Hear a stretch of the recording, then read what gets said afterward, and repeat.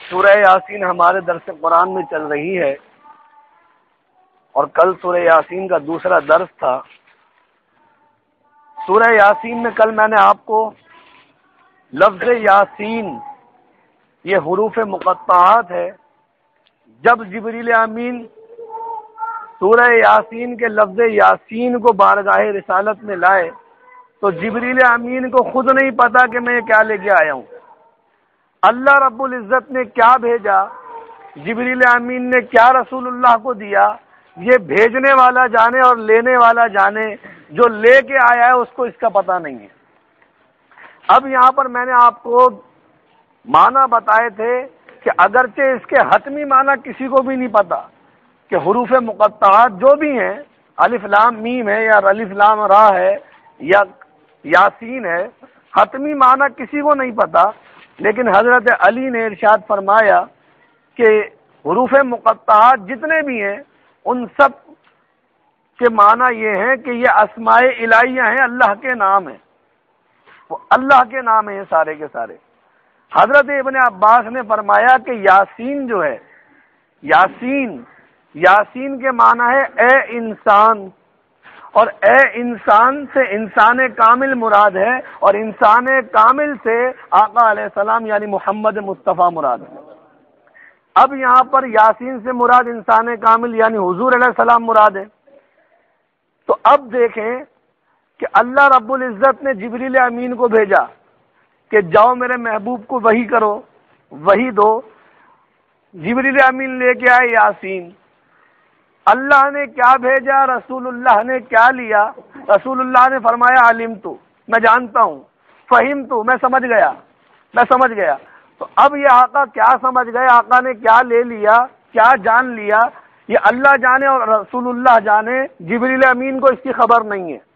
تو یہاں پر حضرت علامہ آلوسی فرماتے ہیں کہ یہ بات بالکل ایسے ہی ہے کہ آقا علیہ السلام کی حدیث پاک ہے، اللہ معطی وانا قاسم، اللہ عطا کرنے والا ہے اور میں بانٹنے والا ہوں۔ یہ آقا علیہ السلام نے فرمایا کہ اللہ عطا کرنے والا ہے اور میں بانٹنے والا ہوں۔ اللہ کیا عطا کرنے والا ہے، رسول اللہ کیا بانٹنے والے ہیں، اس کا کسی کو پتا نہیں۔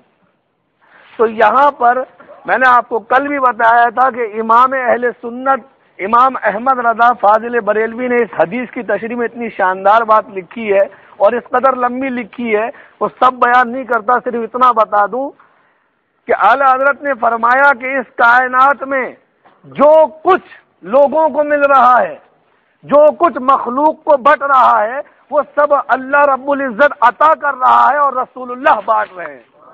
کیونکہ آقا علیہ السلام نے فرمایا اللہ تعالی المعطی، کہ اللہ تعالی معطی ہے، عطا کرنے والا، اور میں قاسم ہوں یعنی بانٹنے والا۔ اس کو اعلی حضرت نے اپنے شعر میں بھی لیا ہے، رب ہے معطی، یہ ہے قاسم، رزق اس کا ہے کھلاتے یہ ہیں، ٹھنڈا ٹھنڈا میٹھا میٹھا پیتے ہم ہیں پلاتے یہ ہیں۔ اور حشر کی طرف اشارہ کیا، جب حشر کی نفسا نفسی کو ماں اپنے اکلوتے بیٹے کو چھوڑ دے گی تو اعلی حضرت فرماتے ہیں ماں جب اکلوتے کو چھوڑے آ کہہ کے بلاتے یہ ہیں، پل صراط پہ کس طریقے سے ڈر ڈر کے گزرے گا۔ اعلی حضرت فرماتے ہیں سلم سلم کی جھارس سے پل سے پار چلاتے یہ ہیں، انا اعطیناک الکوثر، ساری کثرت پاتے یہ ہیں، قصر دنا تک کن کی رسائی، جاتے یہ ہیں آتے یہ ہیں۔ تو یہ رسول اللہ صلی اللہ تعالی علیہ وسلم ہے کہ اللہ نے کیا رسول اللہ کو دیا، اللہ کیا عطا کرتا ہے، رسول اللہ کیا بانٹتے ہیں۔ اس کا مطلب ہے سب کچھ، جسے روزی مل رہی ہے، جسے بچہ مل رہا ہے، جسے دولت مل رہی ہے، جسے صحت مل رہی ہے، سب کچھ اللہ رب العزت عطا کرتا ہے رسول اللہ کو اور رسول اللہ بانٹ دیتے ہیں۔ یہ بات اب یہاں پر کیونکہ یہ بات میں نے کل کی دہرائی ہے، یاسین وہ سورت ہے کہ آدم علیہ السلام کی پیدائش سے پہلے اللہ تعالی نے یہ سورت تلاوت کی ہے۔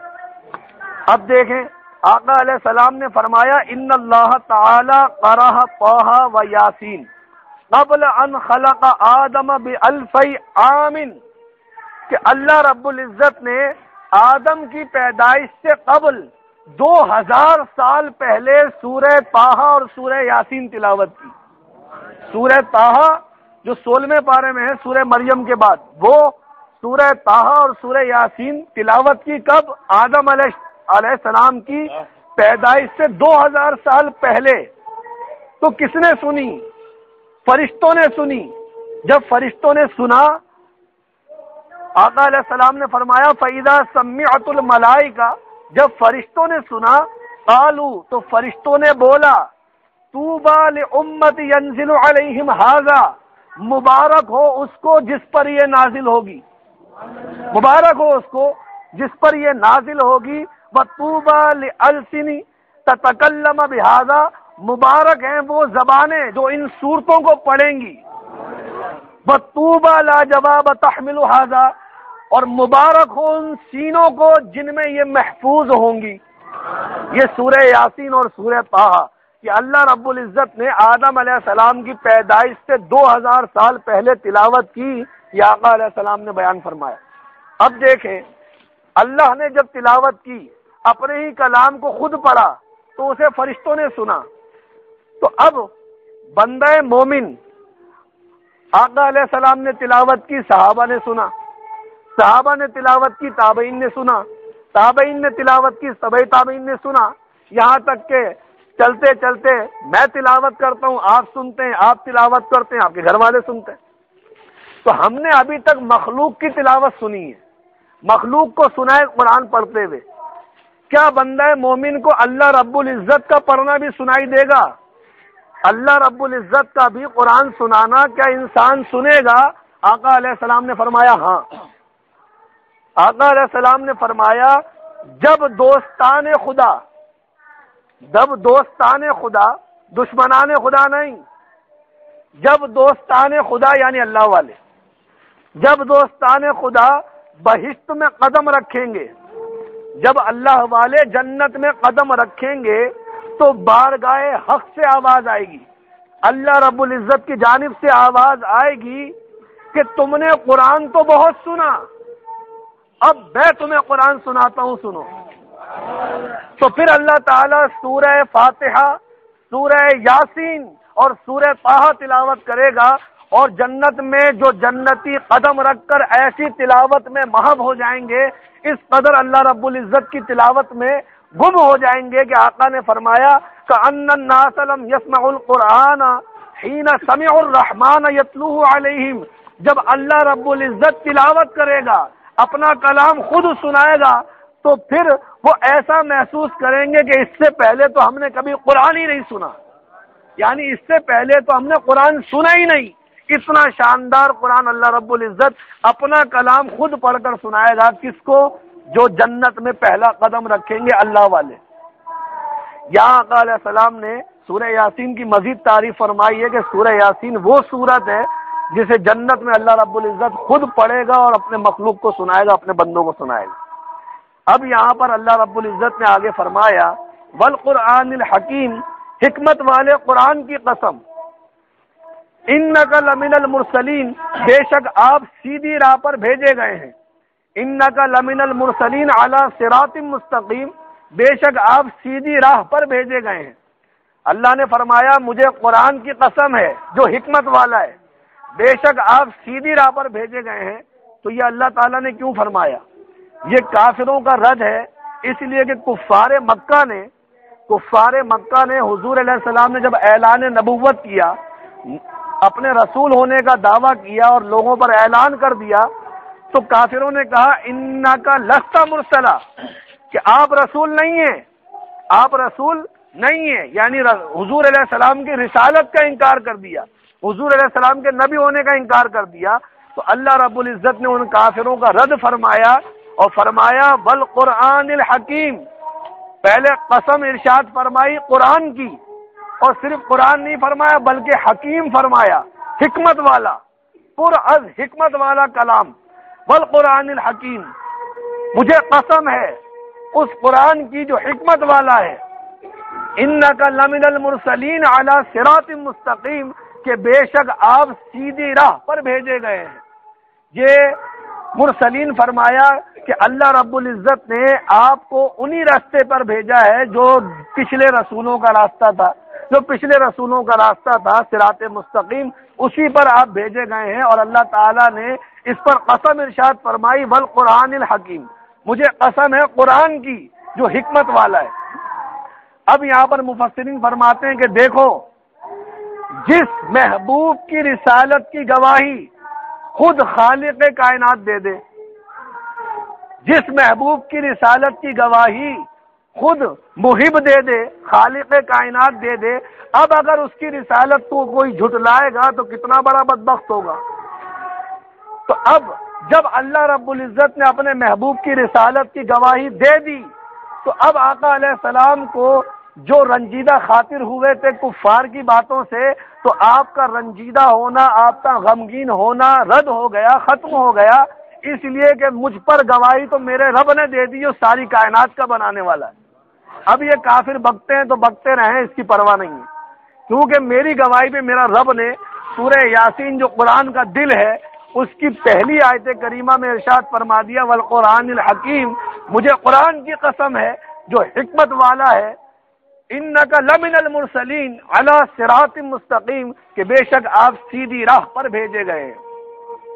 اب یہاں پر مفسرین فرماتے ہیں کہ اللہ تعالیٰ نے فرمایا علی صراط مستقیم کہ آپ سیدھی راہ پر بھیجے گئے ہیں، تو گویا سیدھی راہ وہی ہے جس پر رسول بھیجے جاتے ہیں، جس پر رسول بھیجے جاتے ہیں۔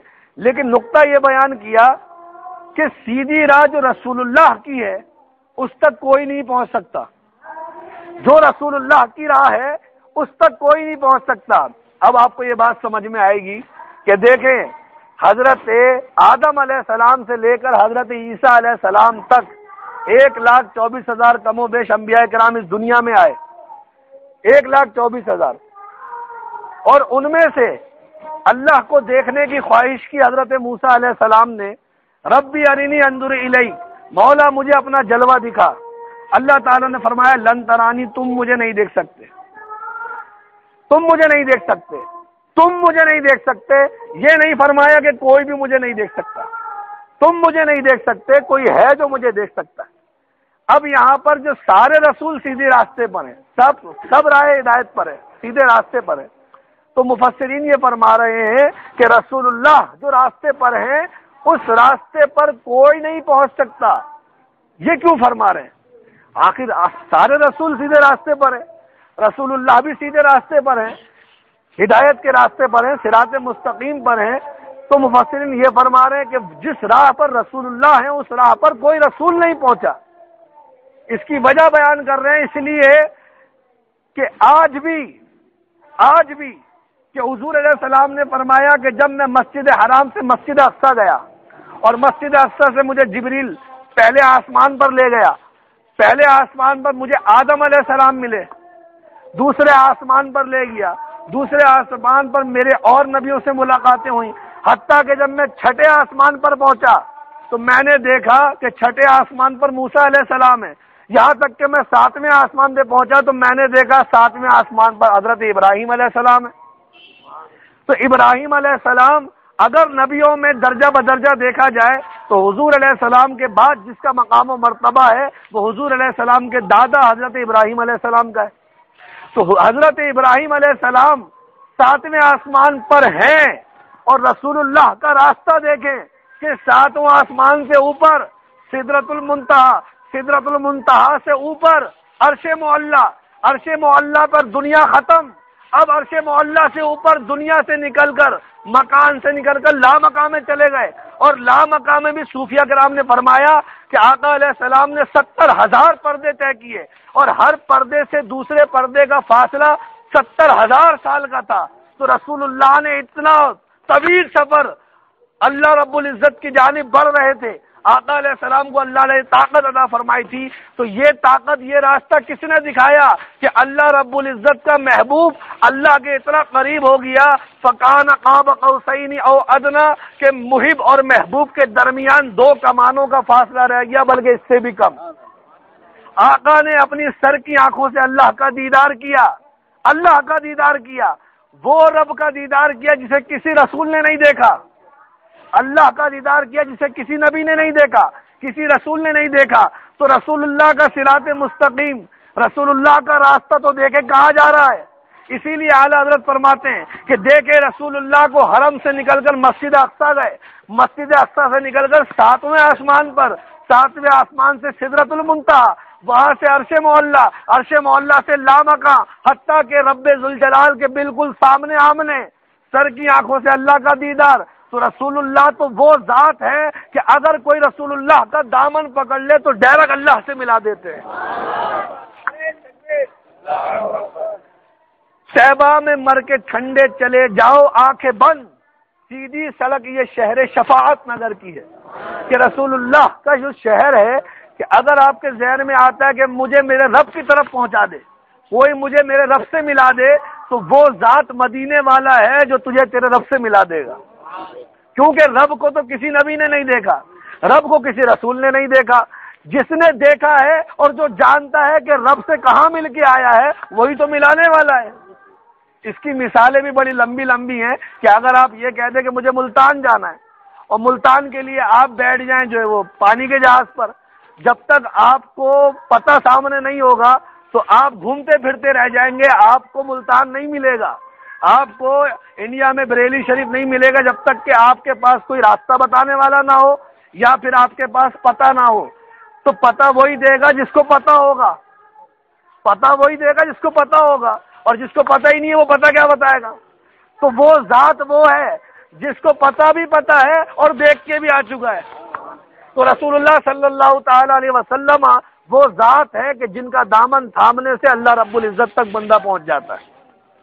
یہاں پر اللہ تعالیٰ نے فرمایا یاسین والقرآن الحکیم انک لمن المرسلین، حکمت والے قرآن کی قسم بے شک آپ سیدھی راہ پر بھیجے گئے ہیں، علی صراط مستقیم، تنزیل العزیز الرحیم، عزت والے مہربان کا اتارا ہوا، عزت والے مہربان کا اتارا ہوا۔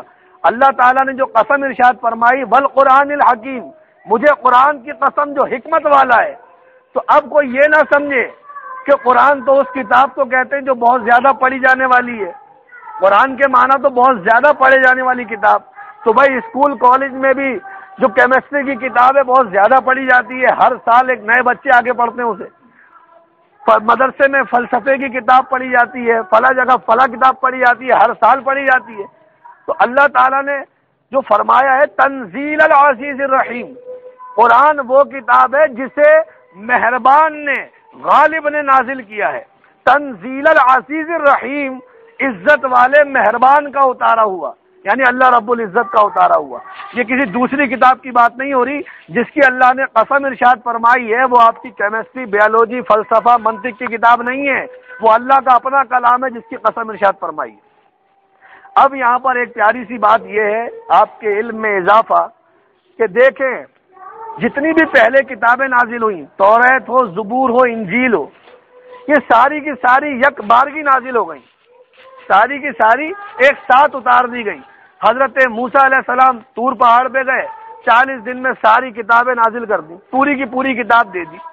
1000 سورتیں تھیں اور ہر سورت میں 1000 آیتیں تھیں، تو سب دے دیا اللہ تعالیٰ نے اور لے کر آ گئے۔ قرآن مجید کے بارے میں اللہ تعالیٰ نے فرمایا تنزیل،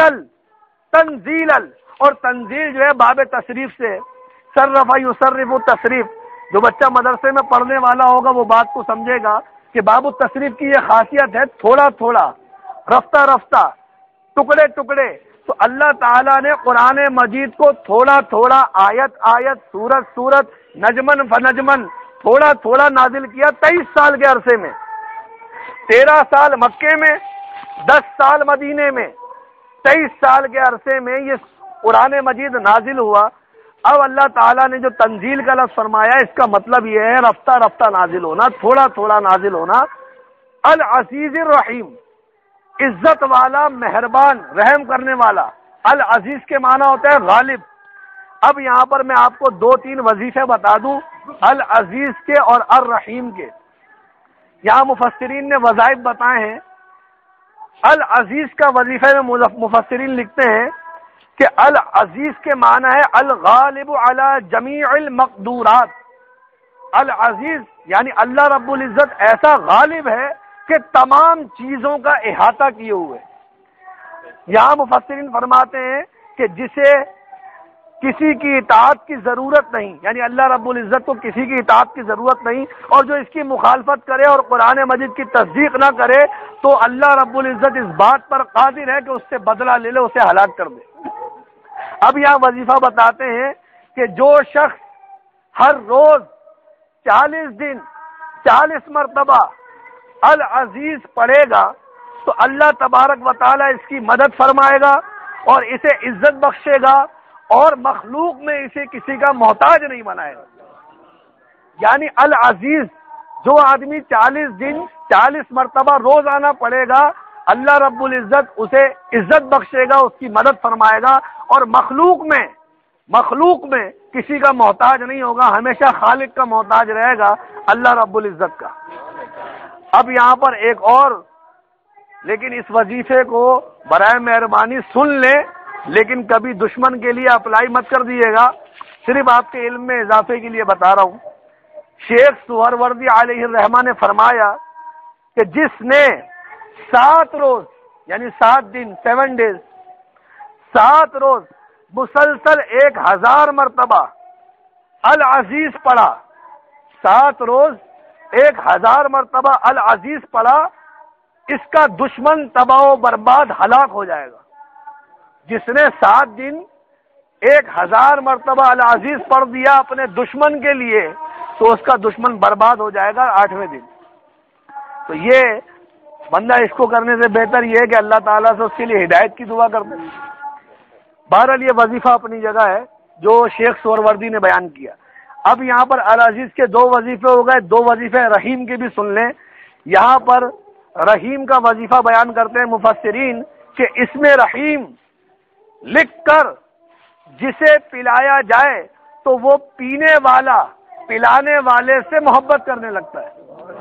اگر بیوی چاہتی ہے کہ میرا شوہر مجھ سے محبت کرے تو الرحیم الرحیم الرحیم لکھ کر چائے میں ملا کر پلا دے، شوہر محبت کرنے لگے گا۔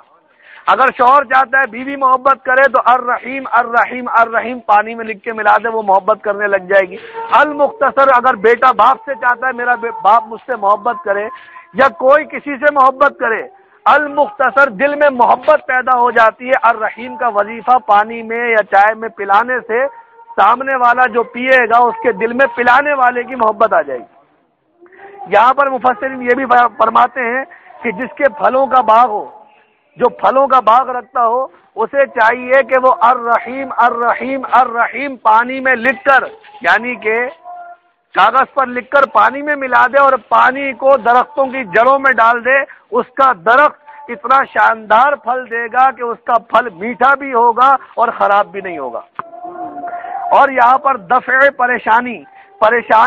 پریشانی کو دور کرنے کے لیے بھی بیان کرتے ہیں کہ اگر بندہ اپنی پریشانی کو دور کرنا چاہتا ہے تو اسے چاہیے یا رحمانو یا رحیمو، یا رحمانو یا رحیمو کا ورد کرے، اللہ رب العزت اس کی پریشانی کو دور فرما دے گا۔ اب جو آیت کریمہ آگے آ رہی ہے اس کے پیچھے بھی ایک شان نزول ہے، تھوڑا سا لمبا انشاءاللہ عز و جل پیر والے دن بیان کروں گا۔ وآخر دعوانا ان الحمدللہ رب العالمین۔ اللهم صل على سيدنا ونبينا ومولانا محمد وبارك وسلم۔ اللهم ربنا آتنا في الدنيا حسنة وفي الآخرة حسنة وقنا عذاب النار۔